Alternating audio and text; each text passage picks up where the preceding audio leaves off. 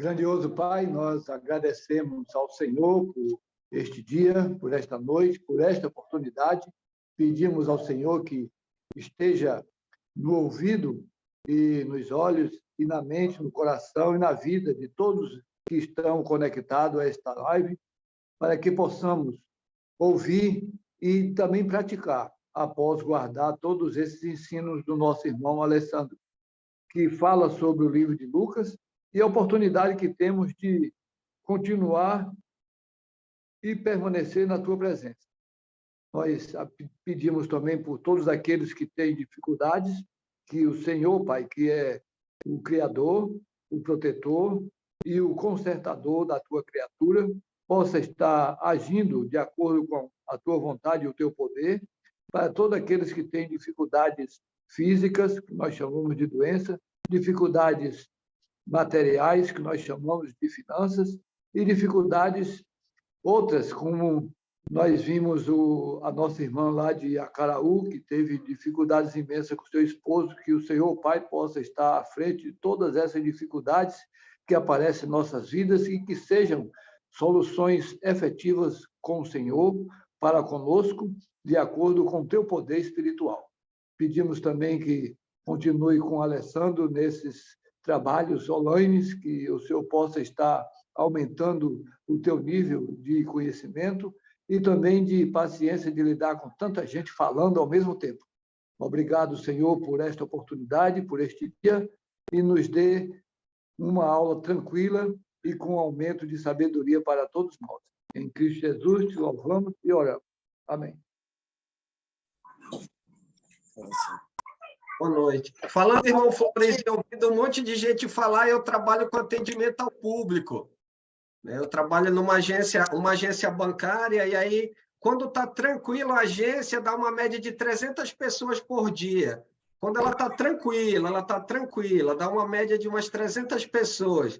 Aí, quando ela está realmente, né, assim, o pico de atendimento dos auxílios da vida, FGTS, aí o negócio vai lá, passa de 700 pessoas por dia. Então, eu já estou acostumado, vamos dizer assim. Agradecer a presença dos irmãos, muito obrigado, né? É uma satisfação poder vê-los, né? Eu me sinto animado cada vez que preparo os estudos, busco ter esse entendimento para a gente poder compartilhar aqui, e a gente ter o privilégio, olha aí o Giovanni aqui, ó, ter o privilégio da presença do meu irmão, né? O meu conterrâneo em Cristo, eu brincando com o Renato mais cedo, Giovanni, meu conterrâneo em Cristo lá de Porto Alegre, meu irmão Giovanni.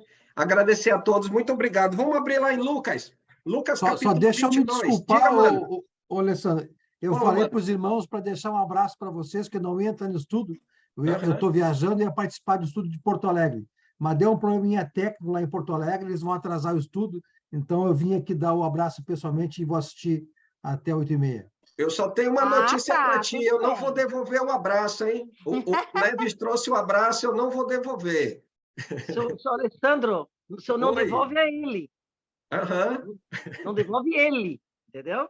Quando eu ver ele pessoalmente, eu devolvo, mas online eu não devolvo mais, não. Não devolve. Puxa Obrigado, dona Sandra. Vamos lá. Capítulo 22, a gente vai trabalhar a partir do versículo 35. E como a gente tem estudado, né, lá desde o capítulo 1, com Enio, né, o livro de Lucas, ou o Evangelho de Lucas, ele nos traz, né, Jesus como sendo o restaurador do reino a Israel. Eu e você hoje, na condição que estamos na condição de vida, de perdão de pecados, de restaurados, graças à ação de quem? A ação e o poder restaurador de Jesus, do seu ensino transformador, de trazer de uma realidade física, mostrando o quê? A realidade espiritual que hoje podemos viver em quem? Nele. Uma realidade restaurada. Como a gente está abordando no capítulo 22, a partir do versículo 14, estamos vendo, aliás, nós estamos no contexto da ceia do Senhor. Eles estão celebrando, Jesus fez questão de estar com eles, estar em comunhão com eles para celebrar esse momento tão especial, não somente para eles, né, para instituir um momento para eles, mas para nós hoje, que vivemos na realidade restaurada do reino. Também sabemos, a cada primeiro dia da semana, né, como quando eu estou ensinando sobre o Deixa a Bíblia Falar, o curso de teologia básica, vou trabalhar com os alunos e falo, por exemplo, sobre uma pergunta que um ou outro, naquele contexto da velha e da nova aliança, pergunta. Então, nós, quando celebramos a ceia, né? Nós, quando adoramos ao Senhor, não podemos ter um culto de adoração se a gente não tiver o quê? A ceia. O culto não tem sentido se eu e você, por meio do símbolo do pão, da lembrança que o pão nos traz, a lembrança que o suco de uva nos traz, o culto não tem sentido se a gente deixar de lado quem? Jesus. Muitos, né, celebram a ceia terça, quarta, quinta, sexta, outros dias da semana, mas não no momento que se reúnem. Qual é o sentido dessa adoração? Se deixa de fora o personagem mais importante. É como se a gente lesse Lucas e, ao entender o contexto do livro, deixássemos de lado o restaurador. Quem é o restaurador? Jesus. Jesus. A restauração, ela só tem sentido graças a quem? Graças a Jesus. A minha vida e a sua vida, né? A presença do Espírito na nossa vida só tem sentido graças a quem? Graças a Jesus. E é esse o ponto que a gente tem observado. Então, Jesus aqui do versículo 14, a gente vai pegar o finalzinho agora, que daqui a pouco eles vão sair do cenáculo, e Jesus, ele fechando o diálogo com esses homens a respeito, né, nesse contexto, em relação à ceia do Senhor. A gente viu Pedro sendo avisado semana passada, não, Senhor, se for necessário, eu vou contigo até a morte. Mas o que Jesus disse? Não, Pedro. Antes que o galo cante, tu me negarás 3 vezes. 3 vezes. Ele conscientizou, né, aquela empolgação de Pedro, mostrando que não, ele ainda não estava pronto, né? Como a gente viu até o termo que a gente conversou bastante, né, irmã Maria Helena, sobre a conversão. Então, ele ainda não estava preparado de maneira plena. Para quê? Porque ele ainda não tinha visto a morte. Ele ainda vai ver aqui dentro do contexto, né? Ele não viu o sepultamento, mas, principalmente, ele não contemplou e foi testemunha da ressurreição. E aí é o ponto que a vida desses homens, desses 11 homens, porque, infelizmente, Judas, ele vai não confiar na palavra restauradora de Jesus e ele vai tirar a própria vida. Então, os 11 que estão aqui com Jesus nesse momento serão transformados de uma vez para sempre ao contemplarem o poder restaurador de Deus em Jesus através da ressurreição. Aí a vida, a mente, o que eles enxergavam vai passar a mudar. A notícia boa para mim e para você é que nós vivemos posteriormente a isso. Já temos a palavra e nela temos o relato vivo da restauração por meio da ressurreição. Capítulo 22, versículo 35 ao 38. Alguém pode ler para a gente, por favor? Lucas 22, 35 ao 38. Um voluntário ou uma voluntária? Certo. Lê, irmão Flores, pode ler. A seguir, Jesus lhe perguntou: quando vos mandei sem bolsa, sem alforje e sem sandálias, faltou-vos, porventura, alguma coisa? Nada, disseram eles. Então lhe disse: agora, porém, quem tem bolsa, tome-a, como também o alforje, e o que não tem espada, venda a sua capa e compre uma. Pois vos digo que importa que se cumpra em mim o que está escrito. Ele foi contado com os malfeitores, porque o que a mim se refere está sendo cumprido. 38. Então lhe disseram: Senhor, eis aqui 2 espadas.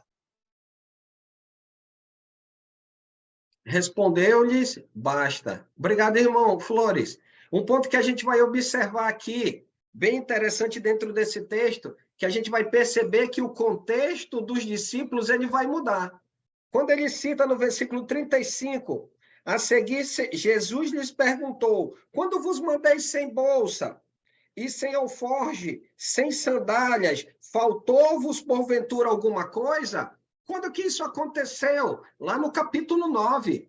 Lá no capítulo 9, né, a gente vê a partir do versículo 1 em diante, especificamente essa citação no versículo 3, eles vão ser enviados por Jesus com um propósito específico.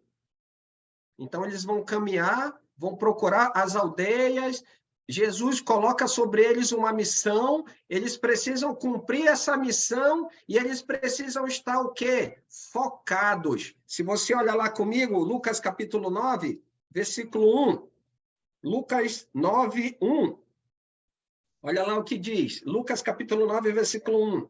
Tendo Jesus convocado os 12, deu-lhes poder e autoridade sobre todos os demônios e para efetuarem curas. Então, ele deu poder, né, para curar, e ele deu poder para que, caso encontrassem pessoas, né, numa condição adversa, ou seja, com posse, as pessoas estando possuídas sob o poder do mal, o que eles tinham poder para fazer? Para expelir. Então, para curar e para expelir. Mas, continuando, o versículo 2, também, além disso, além do poder de cura e de poder expulsar, ter autoridade sobre os demônios, também os enviou para quê? Versículo 2. Para pregar o quê? O reino de Deus. Olha lá o contexto de Lucas. Para pregar o reino de Deus e curar quem? E curar os enfermos. Então, aqui, a segunda, você pode... Peraí, mas, Sandro, no versículo 1 fala sobre curas e o versículo 2 fala sobre curas. São dois tipos de curas diferentes. Sobre os enfermos, versículo 2, e a restauração sobre aqueles que estavam sendo dominados pelo mal, pelos demônios, por Satanás. Então, o estabelecimento seria de enfermidades, versículo 2, mas também, versículo 1, seria sobre o restauro, né? Para que eles pudessem ter o livramento daquela condição do mal sobre as suas vidas. E aí Jesus vai dar várias instruções de como eles devem proceder. E se você parar para perceber, quando ele diz no versículo 3, disse-lhes, nada leveis para o caminho, não levem bordão, não levem alforje, não levem pão, não levem dinheiro, que nem deveis ter duas túnicas. Então, se é para levar túnica, não é para levar duas, é para levar uma. Aparentemente, eles precisavam estar voltados, focados. Nada de carga. Por quê? Porque eles precisavam estar objetivados naquilo que Jesus havia estabelecido. E aí, quando a gente volta aqui para o versículo 2, versículo 22, perdão, no 35, Jesus faz uma pergunta importante. Lá no capítulo 9, quando ele disse isso, Jesus finaliza essa afirmativa perguntando, faltou-vos porventura alguma coisa? E o que eles responderam? Nada. Não faltou nada. Por quê? Porque quem é que estava cuidando deles? Deus. Jesus, ele deu o direcionamento. Para que eles, vamos supor, se eles levassem uma garrafa de água, eles diziam, está acabando a água. A gente ainda vai andar muito, está acabando a água. Aí estava andando mais um pouco, levou um alforje. Olha, esse negócio aqui está pesando, a gente ainda vai andar muito. Então, para que isso nenhum tipo de situação como essa acontecesse, Jesus disse, tirem, né? Deixem de lado, caminhem. Porque eles precisavam estar com os ombros livres, as mãos desocupadas, a mente voltada para quem? Para o objetivo que Jesus estabeleceu para eles, né? Livrar do mal, pregar o reino e aqueles que tivessem enfermos estabelecer a saúde dessas pessoas. Então, eles responderam que não faltou nada. Agora, olha só o versículo 36. O que Jesus agora, no versículo 36, vai trabalhar? É a mesma ideia ou é uma ideia diferente?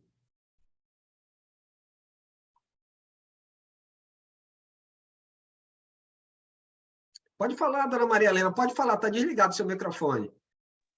Agora é exatamente o contrário, é o inverso. É o contrário, né? É o contrário. Eu não sei se você já leu esse texto e já se perguntou, mas por que Jesus está dizendo isso para eles? Porque ele está se aproximando... Pode falar, Giovanni. Vou chutar e tu me corrige. Lá, além do que tu explicou, Jesus disse que eles deveriam depender daqueles que aceitassem a pregação e esses iam suprir as necessidades. Aqui, Jesus vai ser crucificado e muitos vão fugir e eles vão precisar se manter. Ninguém vai recebê-los, eu acho, penso dessa forma. E por causa da perseguição, a espada para se defender, né? É por isso que eu amo vocês, assim, porque o Espírito Santo é fantástico, né? E é isso mesmo. Jesus, ele está orientando justamente esse ponto. De quê? De que o contexto vai mudar. Eles precisavam agir daquele modo lá no capítulo 9, porque o foco, o objetivo era um. Só que Jesus agora ele vai concretizar a restauração. Só que para que Jesus concretize a restauração, o que é necessário que aconteça sobre a vida de Jesus? O que é necessário que aconteça sobre a vida de Jesus? Ser crucificado. Ele seja morto. É verdade, Renato. Esse que é o ponto. Olha lá no capítulo 22, no primeiro versículo. Capítulo 22, 1 e 2. Estava próxima a festa dos pães asmos, chamada Páscoa. Preocupavam-se os principais sacerdotes e escribas como tirar a vida de Jesus. Jesus sabia que estavam querendo tirar a vida dele? Sabiam, mas ele sabia que o fato de ele morrer não era da vontade dos homens, era da vontade de quem? Da vontade de Deus. Enganados, eu vou usar um termo, iludidos, era um sinédrio achando que eles estavam levando Jesus à morte. Ao contrário, era Deus que está entregando o seu filho a nosso favor, a favor daqueles 11 homens, a favor daqueles quase 3.000, a favor daqueles que foram, de acordo com a propagação do evangelho, a propagação do reino restaurado, no contexto do livro de Atos, foram ouvindo essa palavra restauradora e foram se submetendo em obediência para tê-la de maneira concreta na sua vida. E aí que está um ponto para a gente poder observar. Então, ele disse, e agora? Porém, quem tem bolsa, tome também o alforje, né? E o que não tem espada, venda a sua capa e compre uma. Vocês lembram lá do referendo de 2005? 2005, o referendo de 2005, eu vi 2 trechos da Bíblia serem usados na campanha a favor do uso de armas. Uma é aquela que Jesus, olha, eu não vim para trazer paz, eu vim para trazer espada. Aí, olha aí, tá vendo?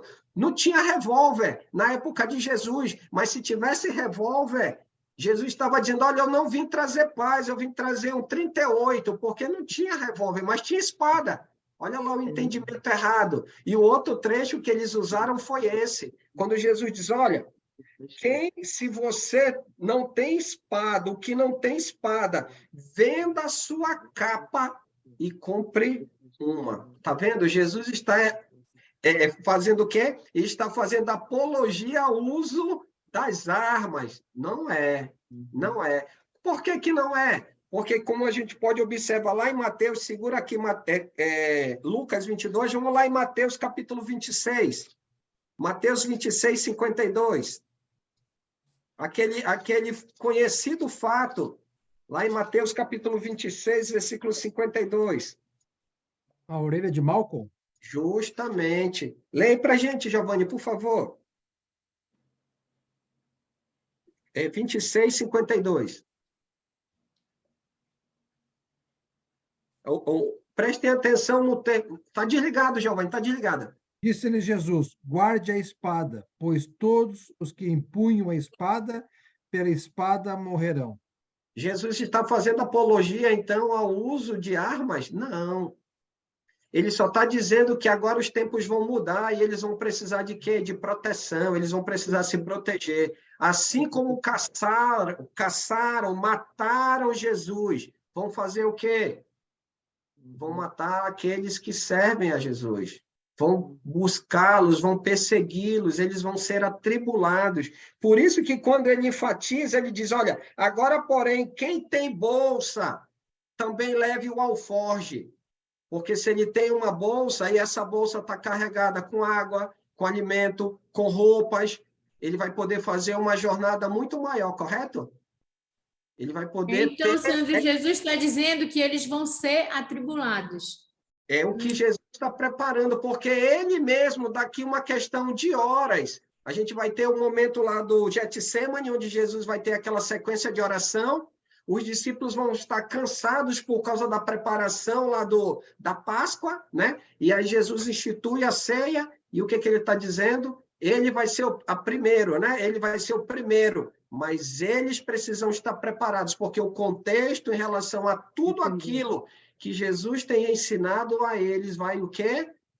Vai, no sentido humano, vai desmoronar no sentido porque agora, se eles vão temer o povo e mesmo assim vão matar Jesus, o que dirá dos seus discípulos? O que dirá de João, de Pedro, dos outros, né? Se vão matar Jesus, que o povo tanto teme, que o povo tanto aprecia. Diga, mano, pode falar. Já te passo a palavra, Giovanni. Diga, Renato. A Sabidinha aqui falou do lado, mas não quer falar, eu vou falar. Quando a gente continua lendo, porque isso aqui você lembrou, né? 2005 eu nem lembro quem foi, viu, minha gente, que levantou essas coisas. Eu nem era convertido.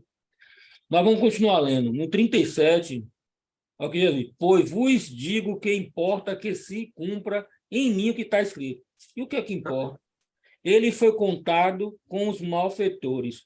Quem é que usa espada? Malfeitores. Então, o contexto aqui, para tirar essa mística aí de ficar usando essa coisa, para que Jesus fosse contado com malfeitores, os malfeitores seriam os que andavam armados. Os que andavam armados com essas espadas. Então, ele falou, tem duas aqui, ele fez, já basta.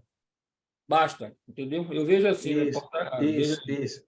Se fosse a minha avó estivesse no lugar de Jesus, ela ia dizer assim, Renato, já chega. Quando a gente fazia alguma coisa que a minha avó disse, já deu, né? Ela dizia, como se fosse assim, já deu, meu filho, já deu. Ela dizia, já chega, já chega. É o que Jesus está dizendo para os discípulos. Mas a gente vai já entrar lá no 37, 38. Diga, obrigado, Renato. Diga, Giovanni. O irmão Renato já falou aí que eu ia falar. Bem falado. Olha aí, viu como a gente está em sintonia pelo Espírito aqui. A esposa, ó. Rapaz, foi eu não. Desculpe, foi a Geisa. A mulher aqui é danada. Só para acrescentar, você sabe, né, eu já me identifiquei, eu sou um militar aposentado, trabalhei 30 anos com armamento, com arma, usando arma, e sempre fui contra a lei do armamento. Arma tem que usar pessoas com habilidade tanto técnica como também intelectual, psicológica. Sim. Nos Estados Unidos, lá é liberado, e a atrocidade que acontece lá, adolescentes, crianças matando ao milhões. Então,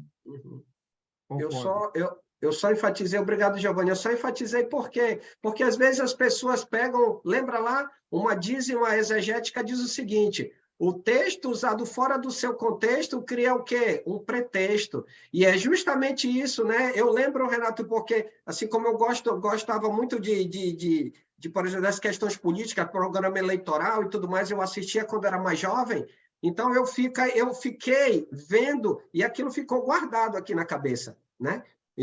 Mas como? Né? Como é que alguém pode pegar a palavra desse modo e usar desse sentido? Então, eu guardei isso, para justamente a gente poder ilustrar, né? Ver como é que a capacidade do homem distorcer a verdade do Senhor. Por isso que nós precisamos permanecer na restauração, na palavra restaurada, embasada onde? Dentro do contexto. Como os irmãos bem disseram, não era isso que Jesus estava dizendo, né? Diga, Neves.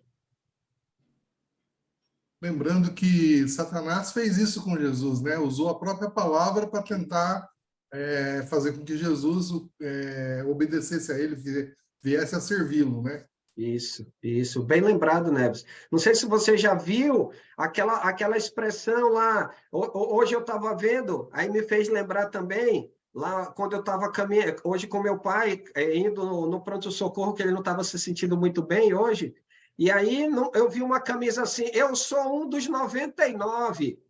Aí estava o versículo da parábola das ovelhas, né? Lembra das ovelhas? Que uma se perdeu. E aí Jesus disse que ele prefere uma que se perdeu do que 99 justos. E aí estava lá, a campanha, eu sou uma das 99. O que a pessoa está dizendo? Que ela é um daqueles que se consideram justos, que não precisam ser salvas por Jesus. Mas ele é o preferido, ele é o preferido. E aí que estava justamente bonito na camisa, né? Eu sou uma das 99. Aí na costa estava a referência de Lucas, capítulo 15. Só que ele esqueceu de ler o restante da parábola e ver que as 99 são justos, são os fariseus que se julgam os melhores, que eles não precisam de salvação. E Jesus está dizendo, eu não preciso de 99 com essa qualidade. Eu preciso buscar aquela que reconhece, que está perdida, que sabe da sua necessidade. Então, está vendo o perigo que muitas vezes as pessoas se colocam sem considerar o contexto? Então, nós precisamos permanecer na palavra restaurada, para que a gente não possa ser enganado, mas que a gente possa permanecer firme na palavra de quem? Na palavra do Senhor. Continuando, como o Renato bem colocou, versículo 37, Jesus ele mata a charada aqui, porque ele diz, não, o que importa é o quê? Pois vos digo que importa que se cumpra em mim. E o que vai se cumprir em Jesus? Como ele já viu ele já citou várias vezes no contexto de Lucas, ele vai morrer. Ele vai ser sepultado. Mas, acima de tudo, ele vai o quê? Ressuscitar.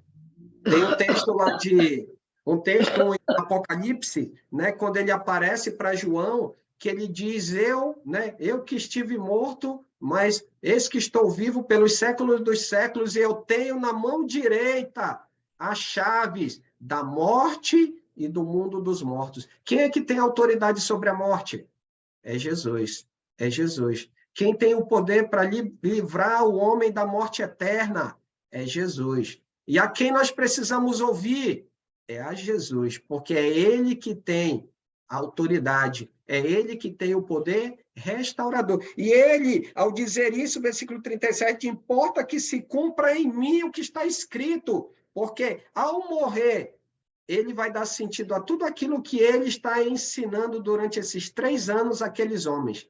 Ele vai dar sentido para o que eu e você fazemos hoje. O que nós estamos fazendo nesse momento, o que a gente já fez em outras quintas-feiras, o que cada um dos irmãos no decorrer da semana tem se preparado para trazer uma palavra de edificação, isso só tem sentido graças a quem? Graças a isso que Jesus vai cumprir aonde? Na cruz, ao entregar, ao manifestar a sua obediência até a morte. E morte de quê? Morte de cruz. Continuando o versículo 37, aí ele vai citar o texto de Isaías 53, ele foi contado com os malfeitores, porque o que a mim se refere está sendo cumprido. Olha aí, está em processo. Está em processo. Só que a lei do engano, do sinédrio, eles se julgam os responsáveis pela morte de Jesus, de modo nenhum. Eles não são responsáveis pela morte de Jesus. Como o próprio Jesus diz, e como a gente vê o porquê que Jesus ele veio, né? Lá em Mateus ele deixa isso muito claro, que ele veio para livrar o povo de Deus do quê? Dos seus pecados. Mas para que isso aconteça, ele precisa o quê? Morrer. Ele precisa entregar a sua vida. Continuando o versículo 38, então eles disseram, Senhor, eis aqui 2 espadas. Se era para ter uma, Jesus, a gente tem 2. Aí eles estavam esperando aquele 10 que o Enio costuma dar. Não, vou dar 10 aqui. Não, vou segurar a nota. Foi o que Jesus fez. Está aqui, Jesus, se era para ter uma espada, a gente tem 2. E aí, o que Jesus diz? Basta. Já deu. A cota já deu. Por quê? Porque vocês, né, não entenderam o que eu acabei de dizer. Mas tudo bem, vocês vão entender. Né? Não entenderam. Aí, versículo 39, eles vão sair agora. De onde eles estão? Do cenáculo, do momento da celebração ali da Páscoa, Jesus estabelece a ceia, e aí eles vão partir para onde? Para o Getsêmani, para o jardim do Getsêmani, versículo 39 ao 46. Alguém pode ler para a gente? Versículo 39 ao 46. Um voluntário ou uma voluntária, por favor. Vamos ler. 39. Saindo, foi como de costume para o Monte das Oliveiras, e os discípulos o acompanharam. Chegando ao lugar escolhido, Jesus lhe disse, orai para que não entreis em tentação. Ele, por sua vez, se afastou cerca de 1 tiro de pedra, e de joelhos orava, dizendo, Pai, se queres, passa de mim este cálice. Contudo, não se faça a minha vontade, e sim a tua. Então lhes apareceu um anjo do céu que o confortava. e, estando em agonia, orava mais intensamente. E aconteceu que o seu suor se tornou como gotas de sangue caindo sobre a terra. Vira na página. Levantando-se da oração, foi ter com os discípulos e os achou dormindo de tristeza. E disse-lhes: por que estáis dormindo? Levantai-vos e orai, para que não entreis em tentação. Ok, obrigado, Renato. E aí o ponto que a gente vai observar, então, eles vão sair do ambiente do cenáculo e agora eles vão, né, indo em direção ao Monte das Oliveiras. Um ponto que a gente pode observar no versículo 39, que era costume de Jesus. Ir para onde? Ir para o Monte das Oliveiras. Por que que Judas, ele levou as pessoas para lá? Porque ele, com certeza, já sabia da rotina, dos hábitos de quem? De Jesus. Provavelmente já era o programado de Jesus. Ao celebrar aquele momento tão importante, após aquele momento, ele se destinar aonde? Até levar os soldados, representantes do Sinédrio, para prender, para motinar quem? Jesus. Então, ele sabia. O Lucas, ele deixa isso em destaque, para que justamente a gente entenda o que vai vir a partir daí. Era costume. O Sinédrio desejava uma oportunidade.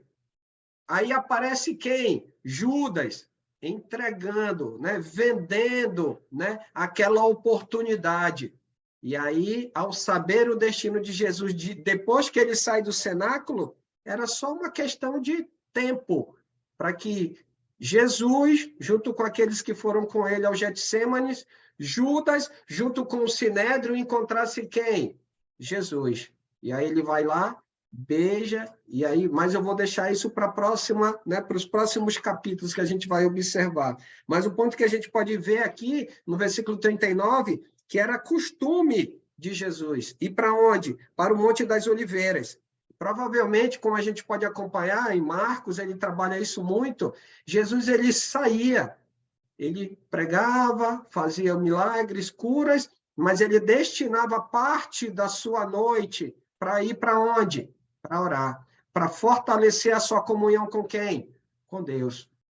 Isso mostra como é que a oração é importante. Né? Ao falar sobre o poder ou a importância da oração no contexto da restauração, a gente pode ver, né, os nossos irmãos que no decorrer desses 3 anos aí, né, que nós temos 3 anos agora a partir do dia 14, acho que do 15, mais ou menos, que deu início dessa bagunça, em abril, mais ou menos, a gente começou, né, os estudos online. E alguns aqui a gente tem tido esse contato nos últimos quase 3 anos. E temos aprendido e temos orado um pelos outros. E no decorrer desse período nós temos visto a mão de Deus agir sobre a sua igreja, sobre os nossos parentes, sobre as pessoas que temos levado o nome, né, adiante de Deus, para que Ele interceda, para que Ele restaure de acordo com a sua vontade. E graças a Deus, eu e você temos sido testemunhas da ação de Deus e quanto a oração é poderosa dentro do reino restaurado. E a gente pode ver que isso fazia parte do quê? Do ministério de Jesus. Jesus pregava, ensinava, estabelecia, né, restabelecia a saúde, cura das outras pessoas, ele agia com poder, manifestava a glória de Deus. Mas Jesus, dentro do seu ministério, ele tirava tempo, ele investia tempo na comunhão dele com o Pai. Nós não podemos deixar isso de lado. Isso é importante, isso é valioso para a minha vida, para a sua vida, para a nossa vida, como aqueles que vivem no reino restaurado. Continuando, versículo 39, ele diz, ele foi por o Monte das Oliveiras e os discípulos o acompanharam, ou seja, foram junto com eles. Né? Jesus os levou. Por quê? É provável que eles pudessem ser testemunhas vivas do que estava prestes a acontecer, para que justamente mais à frente eles pudessem o quê? Dizer como o próprio João disse lá numa das suas cartinhas, os nossos olhos viram, os nossos ouvidos ouviram, as nossas mãos apalparam a respeito do verbo de quem? O verbo da vida. Eles foram testemunhas oculares. Ninguém disse, Ó, e Jesus lá no Monte Getsêmani foi isso ou aquilo. Não, ninguém disse para eles. Eles foram testemunhas. Jesus os leva para que eles também dessem continuidade nesse testemunho. Então, eles chegam ao lugar escolhido.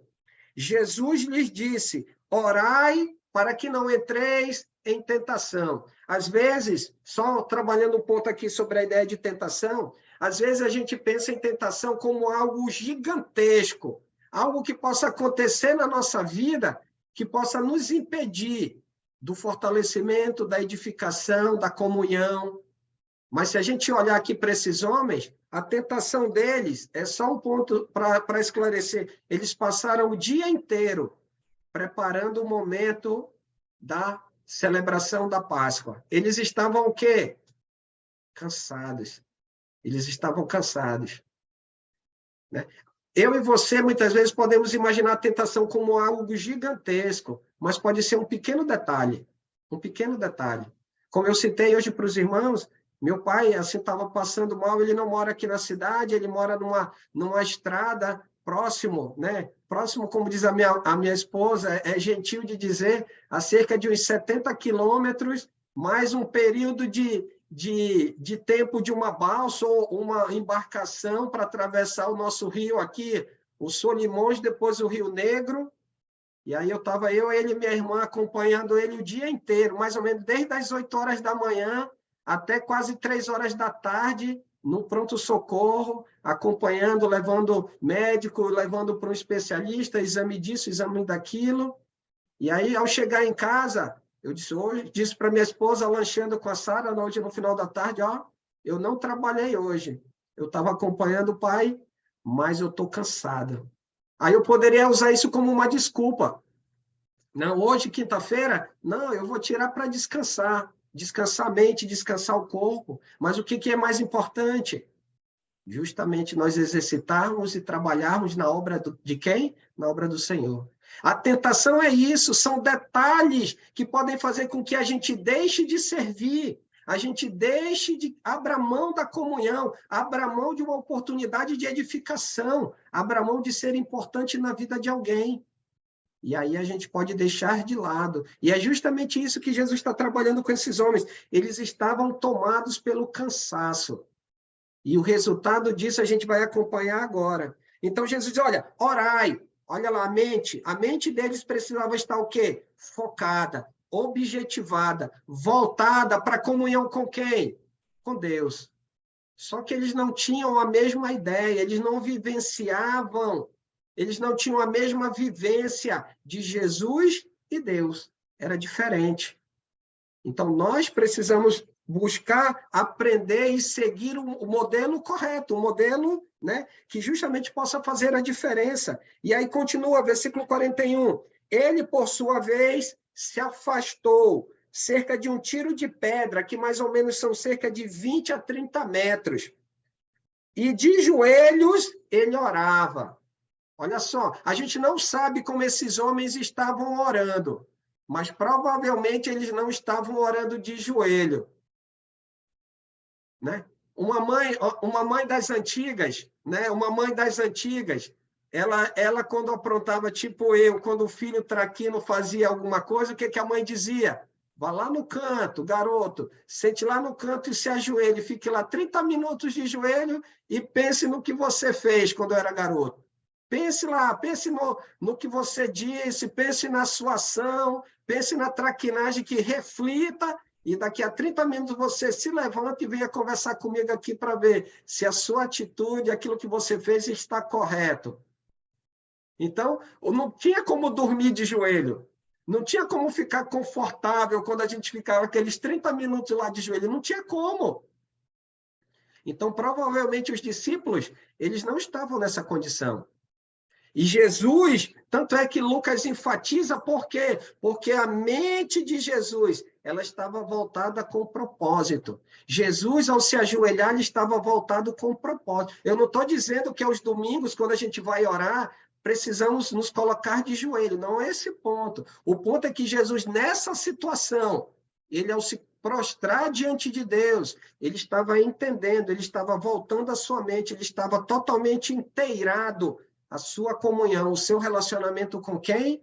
Com Deus. Então, quando Lucas enfatiza, então é provavelmente, quando ele diz no final do 41, e de joelhos ele orava, provavelmente os discípulos estavam sentados, escorados em algum lugar, e aí o que acontece? Juntou uma árvore, uma pedra, sentado, conversa vai, conversa vem, e aí o cansaço, apagaram, dormiram, se deixaram levar pela situação que eles estavam vivendo. No entanto, Jesus, ele estava de joelho, e o que ele estava fazendo?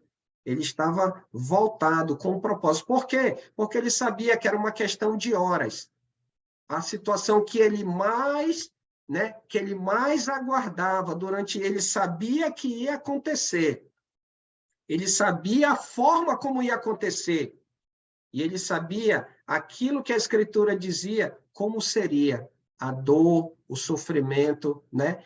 Que ele justamente sofreria por aqueles que ele iria morrer. Ele, como um judeu, você não acha que ele, desde a sua, assim, da sua infância, ele não viu pessoas sendo pregadas em cruz?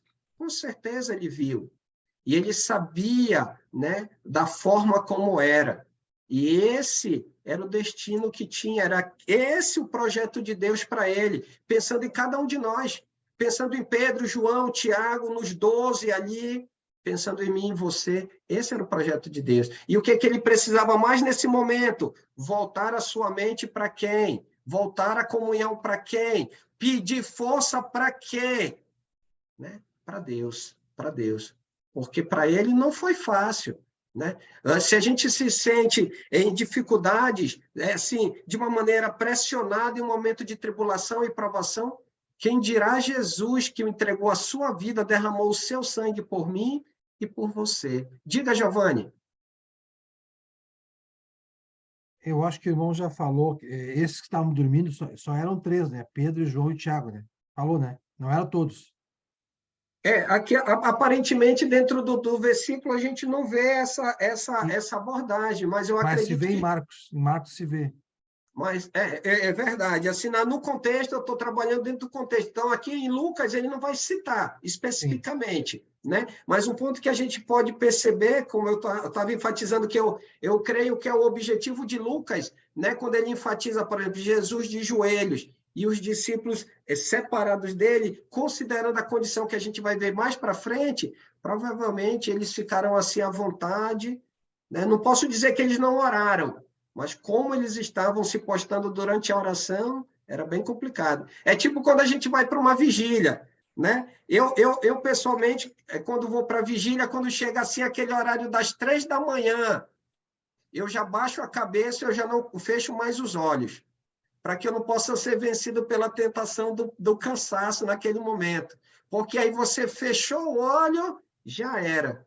Né? Então, eu inclino a cabeça, permaneço com os olhos abertos, e aí eu vou ouvindo os irmãos, os pedidos, porque cada um de nós conhece os nossos limites. E aí a gente precisa o quê? Vencê-los, superá-los, para que a gente não deixe justamente que o que é mais importante fique de quê? Fique de lado. Continuando, versículo 42. E aí Jesus de joelhos orava de que forma? Pai, se queres, passa de mim este cálice. Pai, se queres, passa de mim este cálice. Aqui, quando Jesus está orando, ele está orando de que forma? Qual é a perspectiva que a gente pode ver nas palavras de Jesus? Ele está trabalhando que perspectiva aqui? Pai, se possível, passa este cálice, passa de mim, né? Passa de mim este cálice. O que era o cálice? O sofrimento. O sofrimento. Passa de mim esse cálice. A gente pode ver que em termos humanos... Diga, dona Jovina. Você está pensando assim, a gente saber que vai morrer, todo mundo sabe que um dia vai morrer, mas saber a hora que vai morrer, o dia que vai morrer, que vai pregar naquela cruz, isso dá muita, eu acho que sim, agonia, angústia, não dá nem para entender como que Jesus estava, porque diz que ele suou como gotas de sangue, né? Vamos já ver esse detalhe aí. Eu peguei uma figura também bem interessante. E trabalhando ainda, pegando uma carona, dona Jovina, na sua colocação, ainda tem tudo isso. E aí eu ainda acrescento para a gente poder entender o que estava sobre Jesus. A libertação dos pecados de milhares e milhares de pessoas que viviam naquela época, e milhares e milhares e milhares de pessoas que ainda iam surgir nessa terra, assim como eu e você. Será que tinha uma grande responsabilidade sobre aquele momento na vida de Jesus? Tinha. Mas Jesus, ao mesmo... Pode falar. Diga, dona Sandra, rapidinho, dona Maria. Diga, mais que os discípulos andassem com ele todo aquele tempo, os discípulos não iam imaginar, jamais imaginar o que ia acontecer. Eles não estavam imaginando. Então, para eles, estava tudo normal. Jesus estava sofrendo, porque sabia o que ia acontecer. Então, por isso, tadinho. Obrigado, dona Sandra. Diga, dona Maria Helena. Eles não tinham essa noção, não. Sim, com certeza. Mas eles estavam normal. O sofrimento, o estresse de Jesus, que ele chegou, mais para frente a gente vai ver aí, suar sangue, né? É um estresse profundo. Ele entrou mesmo numa situação de agonia, porque morrer na cruz era a pior morte que tinha, era a mais humilhante que tinha, e ele passaria por isso. Então, ele, como Deus, se esvaziou dessa condição, veio como homem e teria aquele destino, né? Que estava muito próximo, aquele procedimento. Então, a humilhação porque ele passaria. Então, tudo isso dá para a gente ter noção hoje. Os apóstolos não sabiam, os discípulos estavam com ele, mas eles não tinham noção. Mas é inimaginável a situação dele, né? Isso, verdade. É uma situação assim que a gente sofre de pensar. Agora, ele sabia que passaria por aquilo, né? Isso. A pior morte, a mais humilhante, e seria cuspido e apanharia. É muita coisa, muita coisa. Uhum. Correto. Obrigado, irmã Maria Helena. Diga, irmão José. Então, eu estou vendo a situação, vejam bem, os apóstolos, os discípulos que ali estavam, não conseguiam entender aquele momento, aquela agonia, aquela angústia que Jesus já vivia. Mas a eles estava faltando uma coisa que a nós foi dada: o Espírito Santo. Eles ainda não tinham o Espírito Santo. Eles têm muitas informações do que Jesus está ensinando, mas você não fica na mente. Nós temos outra vantagem, nós temos a palavra toda escrita, mostrando para nós em mãos o que estava para acontecer, o que vai acontecer e como acontecia. Eles não tinham informações. Daqui a pouco dorme, daqui a pouco esquece, e mais informações e mais informações. Agora, quanto até o Giovanni mencionou lá, os três estão lá. Pedro, Tiago e João. Estão lá e eles dormem aqui, cochila, sei lá qual é a situação deles, mas eles não estão atentos ao momento, né? Agora, 2 desses são os que trabalharam o dia todo lá, preparando tudo aquilo lá, né? Aquele jantar, aquela ceia. Então, é aceitável eles estarem cansados. Porém, para Jesus, não podia estarem cansados naquele momento, tinham que estar descansados. Para nós, jamais, como você acabou de mencionar, a sua situação, o seu dia de hoje, jamais estar cansado para servir ao Senhor Deus através da obra que Ele confiou a nós, a igreja. É isso. Os irmãos já ouviram aquela expressão quando a gente está estudando, e aí o professor faz a pergunta, aí o aluno erra a pergunta e diz, não, aqui é o momento de errar, de você ouvir a pergunta, você responder, aí você respondeu errado. Mas na hora da prova, não tem como errar. Ali não é hora para errar, não é hora para tirar dúvida. E aí que está o ponto. Nesse contexto que eles estavam lá, Eles, assim, era um momento de eles fazerem isso, porque eles não tinham entendimento, como o senhor bem colocou, né? Eles não tinham essa clareza. E aí, hoje, você, cada um de nós com a palavra, hoje, a gente também tem uma responsabilidade maior. A gente não pode errar, né? No sentido de, eu ensinei errado porque eu não tinha base. Eu falei isso porque eu não sabia, né? Eu citei isso porque a gente tem o roteiro. A palavra é o nosso roteiro. E aí, dentro do contexto da Nova Aliança, a gente precisa seguir aquilo que foi estabelecido, de acordo com a vontade do Senhor. Diga, Neves. O áudio, mano, o áudio. O seu áudio, Neves. Eu vou discordar um pouquinho do que o irmão acabou de falar ali, no sentido de que eles não conheciam, né? Talvez não tivessem a revelação como nós temos hoje da palavra. Mas, para aqueles que tinham, né, a instrução da palavra, a gente vê que no livro de Jeremias, no livro de Isaías, já tinha a previsão, né, de que haveria um sacrifício, né, haveria, né, o Filho de Deus, né, se entregaria em sacrifício.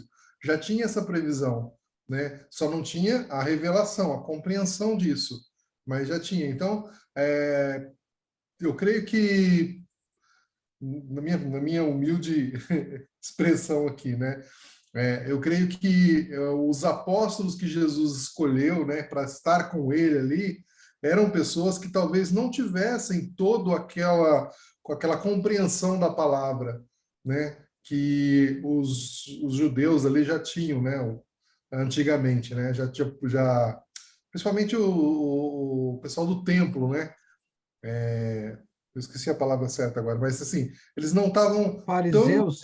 Fariseus, exatamente. Então eles não estavam tão informados quanto os fariseus, né, que também até tinha muito conhecimento, mas distorcia, né? Então, acho que é isso que eu queria colocar aí. Obrigado, Neves. Um ponto rapidinho, Chaves, eu já te passo a palavra. Assim, vou usar tipo um termo que o Davi costuma usar, né? Não que eu esteja advogando, mas um ponto que a gente pode perceber, Neves, dentro da forma como o irmão comentou, a gente pode ver, por exemplo, a perspectiva que a liderança judaica tinha em relação aos discípulos. Jesus, ele disse, né, lá em Paulo, em Corinto, ele disse que ele escolheu as coisas loucas do mundo para envergonhar aquelas que são, né? Ou seja, para mostrar que o poder, a sabedoria não está no homem, mas está através do Senhor. E aí, quando eles, lá no capítulo 4, eu consultando agora, versículo 13 de Atos, quando Pedro e João, eles estão pregando lá na frente, eles, ao verem a intrepidez de Pedro e João, e viram que eles eram homens incultos, como você bem colocou, eles não tinham base, eles eram praticamente analfabetos na lei, porque, por exemplo, sendo galileus, tanto é que eles eram menosprezados, né? O pessoal da Judéia menosprezava os galileus, por quê? Porque, por exemplo, Pedro, João, Tiago, né, André, como filho de pescadores, eles seguiam aquela linha. O pai deles sendo pescadores, eles seriam direcionados desde da sua infância, né, 12 anos mais ou menos, a poderem direcionar para o aprendizado da pesca. Então, eles não tinham a busca do conhecimento, né? Então, assim, eles não tinham esse apego. Provavelmente eles iam, talvez, da sinagoga, lá na Galileia, não dá para a gente afirmar, mas provavelmente eles não tinham esse conhecimento, né, das profecias. E mesmo, um ponto importante, como você comentou, e foi assim, eu agradeço pelo seu comentário, porque os próprios fariseus, que conheciam essas leis, conheciam as revelações, eles não encaixavam, eles não, né, ao ver as características das profecias messiânicas, eles não encaixavam. Se a gente fosse parar para ver, o Enio até já comentou isso em outras aulas, mais lá atrás, quem era para estar sentado nos primeiros bancos para sentar Jesus, se de fato fossem homens zelosos pela lei? A liderança judaica. Os fariseus, os saduceus, os doutores da lei, que são os escribas, então, esses homens estariam sentados. Então, eu até entendo a postura dos judeus que eu digo dos discípulos, porque era justamente para eles verem quem nós somos. Eu era um pescador, e olha agora quem eu sou, né? João, lá em Éfeso, já lá no finalzinho do 1º século, ajudando na edificação e no crescimento da igreja lá na cidade, lá na província da Ásia Menor. Ele sendo um pescador, e olha o que Deus fez por ele, Pedro e os outros, né? Então, assim, esse entendimento deles, eles tinham, mas eu acredito que não era dessa forma, assim, citação da profecia X, Y ou H.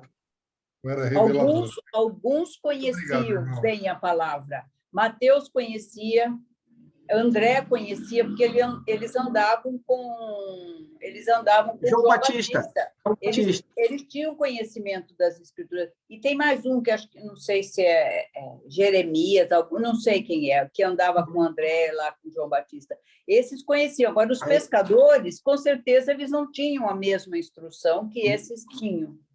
É verdade. Nessa parte de eles se juntarem com o João Batista, de fato, a senhora tem... Porque ele falava, né? Ele dizia sobre isso, quem ele era, sobre o ministério dele. Mas aí vem um ponto. Quando Deus vai chamar, quando Jesus chama o camarada mesmo letrado, o doutor, como ele às vezes brinca, né? O doutor, ele vai chamar quem? Paulo, né? E aí Paulo tinha todo o embasamento porque ele tinha uma grande responsabilidade, né? Mas para esse início diante dos judeus, Jesus ele vai trabalhar, Deus vai trabalhar com quem? Com esses homens humildes, simples. Não é nenhuma. Se a gente dissesse eles tendo conhecimento ou não tendo, a beleza do poder não estava neles. Sim. A beleza do poder estava justamente na ação de Deus para a gente poder olhar quem é Pedro para ter toda essa retórica lá em Atos capítulo 2. Não era Pedro que estava fazendo a diferença. Só o Espírito Santo. Sim, era como nós. Eu já contei para os irmãos, eu já contei aqui para os irmãos que quando eu era adolescente, como é que eu me via na igreja? Eu me via como um regente de cânticos. Eu disse, quando eu crescer, eu quero fazer que nem aquele irmão lá. Eu nunca me vi ensinando a igreja, né? Eu era extremamente tímido no lidar público. E olha só o que Deus tem feito. Eu fico muito feliz de ele poder me surpreender. Ou seja, a beleza não é minha, não é nossa, é de Deus. O poder é de Deus, como a senhora bem colocou. Muito obrigado. Rapidinho, diga Chaves. Chaves, depois irmão José, depois irmão Sérgio. Vai lá, Chaves. Então, a gente pode observar que a oração de joelho, assim, olhando para Jesus, é a oração que a forma, a posição em que mais pode fortalecer em função das perseguições, das provações, porque a gente viu que o cansaço dominou os apóstolos, né? E eles dormiram. É mais ou menos assim, professor? Um ponto que a gente pode ver Jesus, então, quando ele se ajoelha, ou então ele põe o rosto em terra, dá a ideia de se prostrar. Aí, se ele está direcionando a palavra para alguém, ele está considerando quem é maior, ele ou aquele que ele está buscando em oração, né? Então, independente da questão da oração, do joelho ou não, né? Por isso que eu disse, eu estou dizendo aqui para os irmãos, não é que a partir de domingo o irmão vai subir para orar, a gente vai se ajoelhar. Não, não é esse o ponto. O ponto é que Jesus ali, ele estava se colocando, lembra? Até quando eu li o versículo 42, Pai, se queres, passa de mim este cálice. Ele está rogando a quem? A Deus. Então, ele está se colocando, então ele está derramando ali o seu anseio aos pés de quem? Aos pés de Deus. Então, ele está se submetendo a Deus. Ele não está se julgando igual, ele não está se julgando maior, mas ele está se colocando o Pai como aquele que é mais importante. Só para ficar claro, Chaves. Independente da forma como ele está. Lucas está enfatizando isso. Então, ele deixa isso claro para mostrar a postura de Jesus em relação a Deus. Tranquilo? Irmão José. Então, eu queria comentar só um pouquinho. Parece que entenderam que eu falei que eles não sabiam. Eu não falei isso. Eu falei que eles não tinham o Espírito ainda. Foi isso que eu falei. Nós, depois de Jesus, nós temos o Espírito. Eles também não tinham Espírito. E nós temos. Foi isto que eu falei. Só para a gente reiterar, versículo 45, lá do capítulo 24. Aí eu já lhe passo a palavra, irmão Sérgio, para a gente fechar. Capítulo 24, versículo 45, a gente já leu algumas vezes. Ele diz assim, então lhes abriu o entendimento. Então, qual é o ponto de partida do entendimento deles? De acordo com o escrito de Lucas, eles passaram a entender antes? Não, depois. Tanto é que a gente vê no versículo 44, para a gente entender o antes e o depois. A seguir, Jesus lhe disse, são estas palavras que eu os falei, né, estando ainda convosco. Importava que se cumprisse tudo, ou seja, morte, sepultamento e ressurreição, né? Que de mim está escrito na lei de Moisés, nos profetas e nos salmos. Aí o 45 ele conclui, então lhes abriu o entendimento. Então eles passaram a ligar os pontos, né? Uma expressão que o Enio costuma dizer, eles ligam os pontos a partir da ressurreição. Aí sim, eles passam a ter o entendimento. Tanto é que eles não têm nenhum espírito aqui, mas eles já passam a entender porque começa a ligar. Ah, por isso que ele disse isso, por isso que ele disse aquilo, e aí começa a juntar os pontos. Diga, irmão Sérgio, depois o Paulo, para a gente finalizar, já estamos com o nosso horário 3 minutos aqui. Diga, irmão Sérgio. Eu acho que a irmã lá, quando queria falar de André, ela queria falar de Natanael, não de Jeremias, né? Não, tranquilo, outra tranquilo. coisa, irmão, a gente nota o seguinte, que... É isso mesmo, Sérgio, é isso mesmo, é Natanael, que andava com André, irmão de Pedro. Olha só. Mesmo. Obrigada. De nada. Viu, irmão, depois, quando nós vemos Jesus, sempre, quando ele se refere ao Pai, ele diz, o Pai mandou, né? Eu fazer isso, eu dizer isso e isso. Né? E quando Jesus se refere ao Pai, ele diz, eu pedi ou eu roguei por vós. Né? Eu pedi por vós ou eu roguei por vós. Quando ele utiliza o verbo mandar, quando é a parte de Deus referente a ele. E o verbo rogar e pedir, quando é ele se referindo a Deus. Né? Uhum. Aí, ele entendendo o seu papel dentro do plano salvador, do plano restaurador. É isso mesmo, irmão Sérgio. Diga, Paulo. Irmão, eu ia comentar esse momento em que Jesus está aqui orando de joelhos e ele está ali preocupado, no caso, né? Ele derrama gotas de sangue. Ele sabia que esse cálice que ele ia pegar era o pecado, né?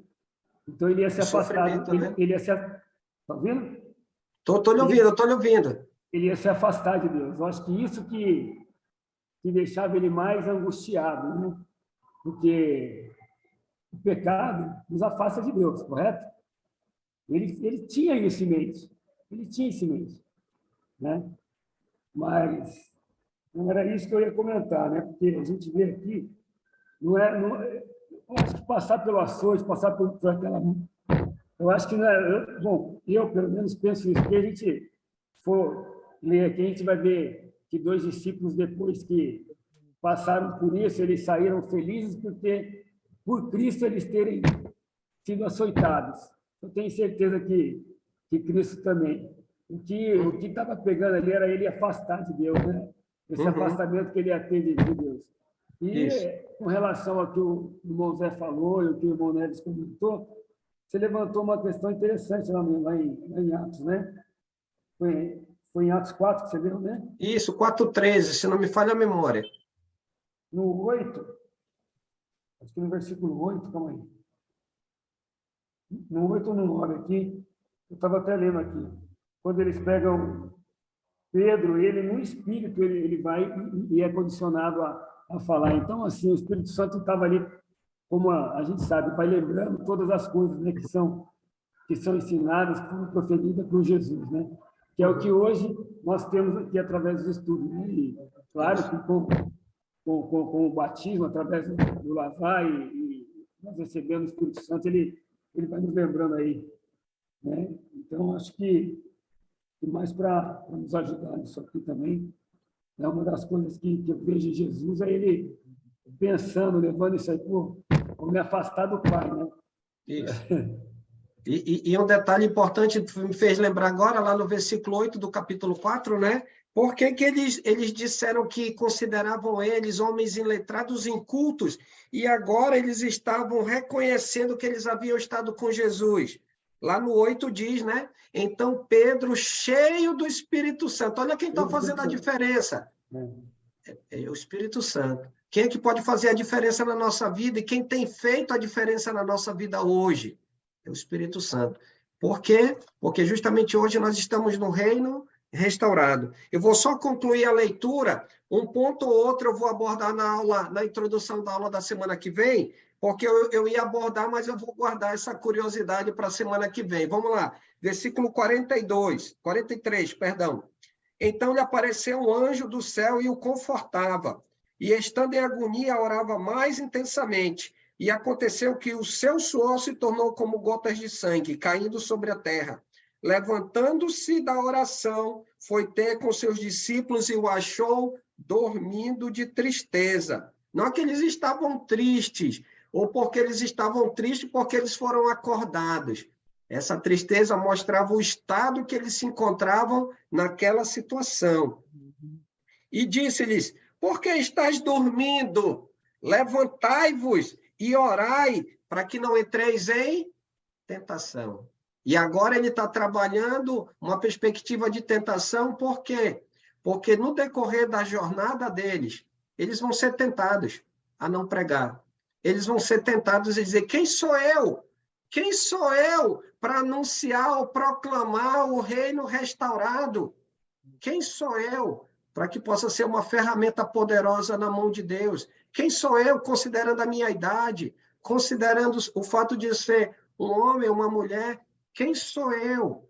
Não somos nada, de fato, mas quem faz a diferença é Deus. E nós precisamos entender que, através de mim e de você, Deus ele pode fazer a diferença na vida minha e sua. O que a gente precisa fazer é entender. É entender que não podemos sucumbir à tentação. É entender que nada nessa vida é mais valioso que o sangue de Jesus que foi derramado por mim e por você. Precisamos entender que se Jesus morreu, ele não morreu por qualquer um. Ele morreu por pessoas que entenderam a palavra, reconhecem a sua necessidade de Deus, assumem que não são perfeitos, mas reconhecem a sua dependência do poder restaurador de Jesus. Quem somos nós? Nós somos aqueles que foram restaurados pelo poder de Jesus. Quem somos nós? Somos aqueles que Jesus pagou o preço nessa cruz, entregou a sua vida. E o que a gente precisa fazer? Precisamos proclamar essa transformação na vida um dos outros e precisamos proclamar essa restauração para aqueles que, infelizmente, ainda hoje vivem no pecado e não estão debaixo do poder restaurador de Jesus. Quem é Jesus? Ele é o nosso Senhor, ele é o nosso Salvador e é aquele que nos resgatou dos laços do mal. E hoje, eu e você, em nossos ombros, temos uma imensa responsabilidade e vamos servir a Deus com todo amor e dedicação, contando um com os outros. Se sucumbirmos às tentações, vamos orar um pelos outros. Se tivermos dificuldades, vamos abrir o nosso coração e colocar a nossa dificuldade para que a gente possa interceder, independente de joelho ou não, mas que possamos ter a nossa mente voltada, que a resposta que eu e você precisamos, ela vem de onde? Ela vem de Deus. Para isso, precisamos entender que eu e você dependemos de quem? Do Senhor. Muito obrigado, irmãos. Agradeço a cada um, agradeço pela oportunidade que Deus nos deu e que, se assim Ele nos permitir, possamos continuar vivos nessa comunhão, mesmo à distância, mas unidos pelo mesmo Espírito que tem feito uma grande diferença na minha vida e na sua. Que Deus nos abençoe, que Deus nos guarde e nos ajude a suportar essas dificuldades, que não são maiores que o Deus que eu e você servimos. Amém. Deus abençoe você, Alessandro. Obrigado. Irmão Renato. Amém. Ok, vamos orar. Santo Pai, querido e amado, nosso Senhor e Salvador, te agradecemos, ó Pai, por mais esse dia maravilhoso que o Senhor nos deu, graças à tua misericórdia que se renova a cada manhã em nossas vidas. Somos gratos, Pai, por todos os livramentos, todas as bênçãos foram dadas. pelo perdão dos pecados. Obrigado, Pai, por preparar essa boa aula que tivemos com o professor Alessandro, antes a aula de Neves também. Capacita esses homens aí, Pai, para cada vez mais pregar e nos instruir. Obrigado por essa grande comunhão, por essa grande alegria, por essa grande paz. Abençoa cada pedido de cada um em seu coração, físico, material, financeiro. Abençoa a Jeane lá com seu marido, os que eu estou lembrando aqui, que sempre pede.